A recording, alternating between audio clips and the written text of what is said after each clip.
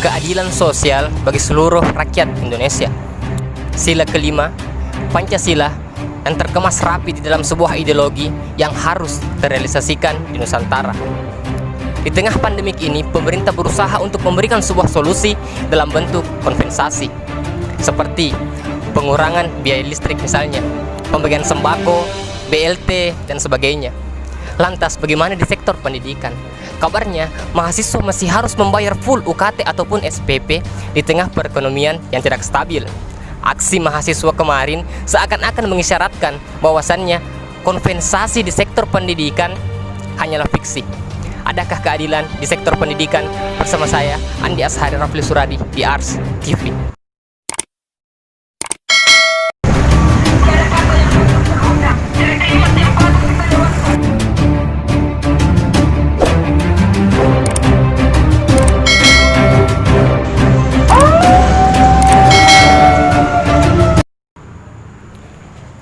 Oke, assalamualaikum dan selamat malam kepada sahabat saya Muhammad Akfar selaku Ketua Umum HMPS HKI Yayan Bone, dan juga assalamualaikum dan juga selamat malam kepada sahabat saya Muhammad Yusuf Amin selaku Ketua Umum HMPS PGSD Fakultas Ilmu Pendidikan UNM Bone. Nah, begini, kompensasi yang dilakukan pemerintah, wujud adanya pemerintah akibat pandemik yang bisa dikatakan membuat rakyat Indonesia ketakutan, cemas, dan sebagainya.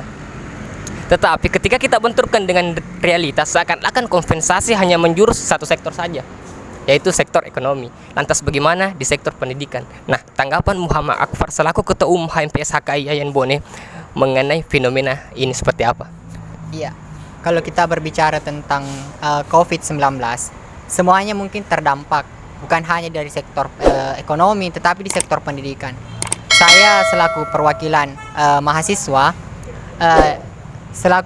mahasiswa yang dalam PT KIN, iya, di mana merasa bahwa ada ketidakadilan. Ketidakadilan. Iya.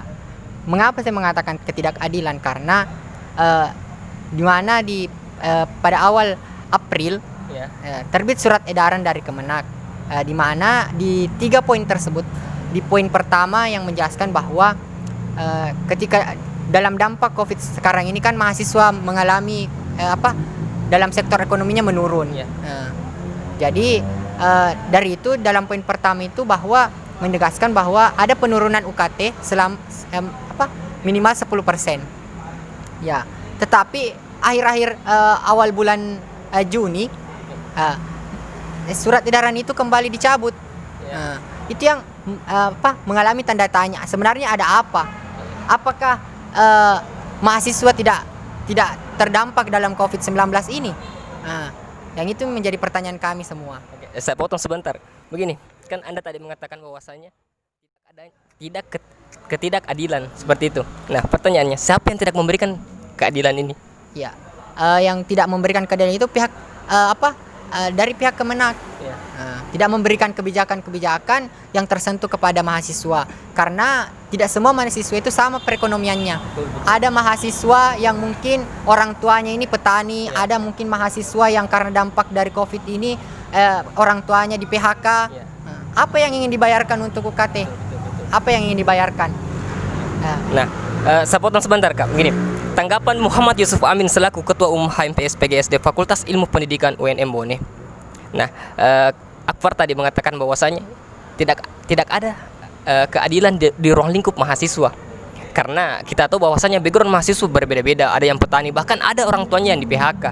Tetapi mahasiswa masih saja harus membayar full UKT ataupun SPP di tengah perekonomian yang tidak stabil. Nah, tanggapan Anda mengenai fenomena ini seperti apa? Jadi sebelum kita menjustis bahwa tidak ada keadilan di sektor pendidikan itu, kita nilai dulu kinerja dari pemerintah kita sampai saat ini. Kalau di Mendikbud sendiri itu seakan kita ini Mendikbud dengan mahasiswa itu semacam sedang petak umpet. Ya.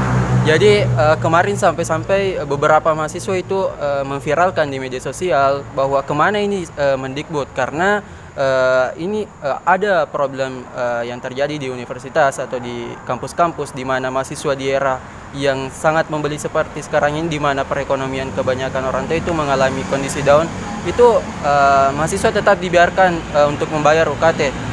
Nah, jadi ini semacam tidak seperti yang dikatakan Bung Akbar tadi, bahwa tidak ada semacam tidak ada keadilan. Dan saya juga belum bisa mengatakan bahwa ada keadilan, karena di kampus sendiri yang sebenarnya ada pembebasan UKT di kampus, cuman yang mengalami pembebasan UKT itu hanya mahasiswa yang notabene-nya sudah melakukan ujian proposal. Ya, jadi seharusnya apa yang harus dilakukan pihak birokrat kampus?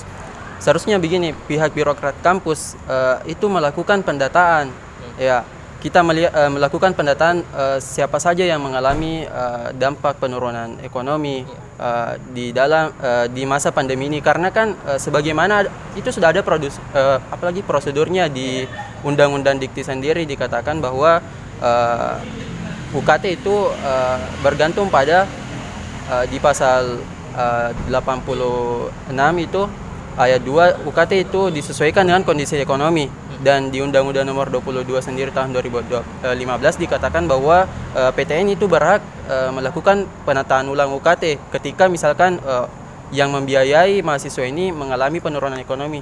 Jadi harusnya birokrat kampus ini harus mendata dulu, begitu, mendata siapa yang terdampak. Nah, tapi menurut saya ketika kita benturkan dengan realitas, semuanya terdampak. Entah itu orang kaya, entah itu orang miskin, entah itu pejabat, petani dan sebagainya, semua terdampak. Nah, ini pendapat saya. Tapi pendapat Muhammad Akbar ini yang dikatakan Yusuf tadi mengatakan bahwasanya kita jangan dulu menjustifikasi pemerintah, tapi kita harus data dulu. Nah, pendapat Anda seperti apa? Iya, kalau saya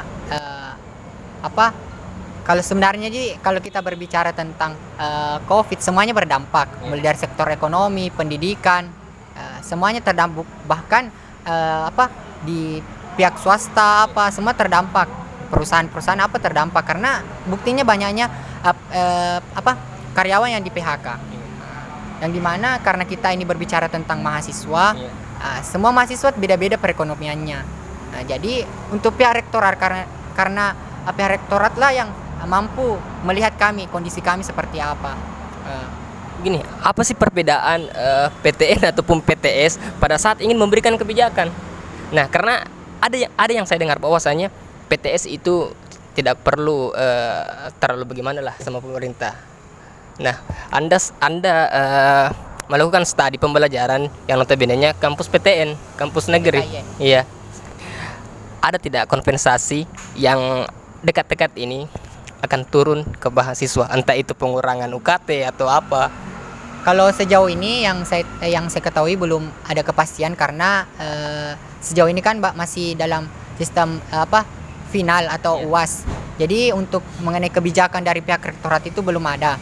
Tetapi karena kami dengar ada penarikan surat edaran dari Kemenak yang tentang pembayaran UKT ini, jadi ini yang menjadi tanda tanya kami, kenapa sebenarnya yang ditarik, yang pada poin pertama kan ada penurunan